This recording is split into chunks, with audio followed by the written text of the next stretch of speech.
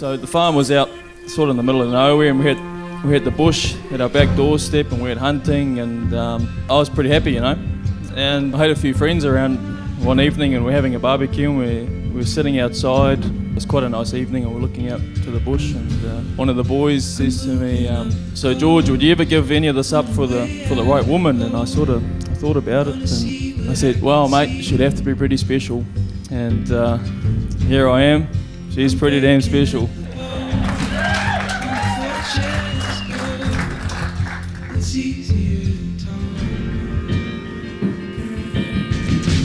To George, I asked Ulrike why she loves you. So she replied with 4 pages. It's too personal and too long for me to read, but I'll let her share it tonight in your spare time. She can recite it for you. But the conclusion was that you make her laugh. I've never seen her this happy. You calm her and she needs it. And you give her strength and security and comfort.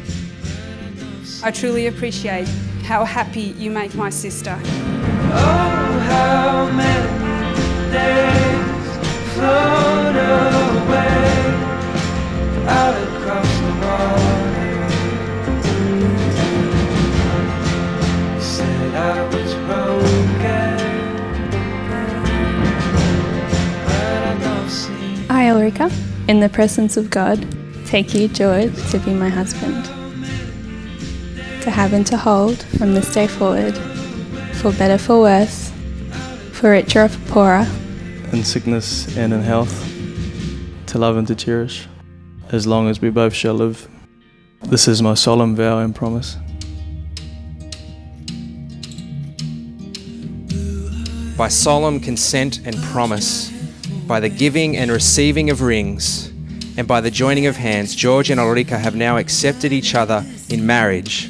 And in the name of God, I declare them to be husband and wife. George, you can kiss your bride. She belongs to me. She belongs to me. My dream of all dreams, hope of all hopes, is a love I love most. I'm Aaron, for those who don't know me, and I've had the pleasure of knowing George since we were about 15. Back when all our ideas were good ideas and hot blonde wives existed only in our imaginations. George would always talk about this ridiculously specific type of woman he would one day marry. She was, of course, South African, blonde and beautiful, athletic and intelligent, a passion for the outdoors, who loves the Lord, and a great cook. The list goes on with a few traits surprisingly similar to his mother.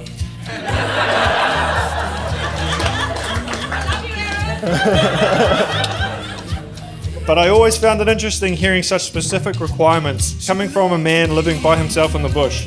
But lo and behold, he did it. Down to every detail, he managed to find Ulrike. Truly the woman of his dreams. I know you're always there for me, especially during my teenage years. I was the more daring one of the two, and George was always there to offer some good fatherly advice. Although not always wanted, he was always looking out for my best interests, and I really appreciate that. So I know one day you'll make a good father, and you're going to make a good husband to Rix. She was always getting her way, very determined. And I think she was 4 years old, and I said something that she disliked, and she told me, "Yeah, I'm not your friend anymore, and I'm going to smoke when I'm old."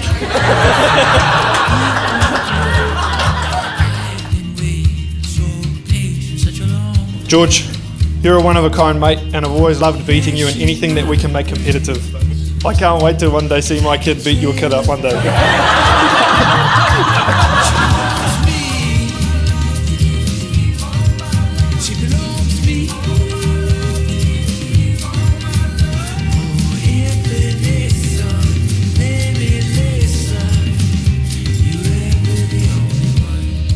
One day when they write your epilogue, it would say that this pair stuck together for all of their days. They loved one another, they made a great team. They shared hopes and goals and went after their dreams. They weathered the storms, they made hay in the sun. saw family and friends, and always had fun. But above all, I hope that when it comes to it, if asked to repeat the time, you'd be happy to do it again. Thank you.